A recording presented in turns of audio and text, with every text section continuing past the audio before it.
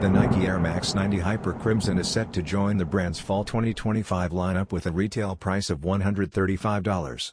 While not a direct nod to the classic infrared, the bold orange accents clearly draw inspiration from it, standing out against a backdrop of neutral grayscale tones. A leather mudguard, dark gray quarter panel, and mesh base provide a clean, classic foundation, while TPU panels in vibrant orange add a sharp contrast. One of the more unexpected design twists is the hairy suede swoosh in an offbeat limelight shade, an eye-catching detail that refreshes the familiar layout.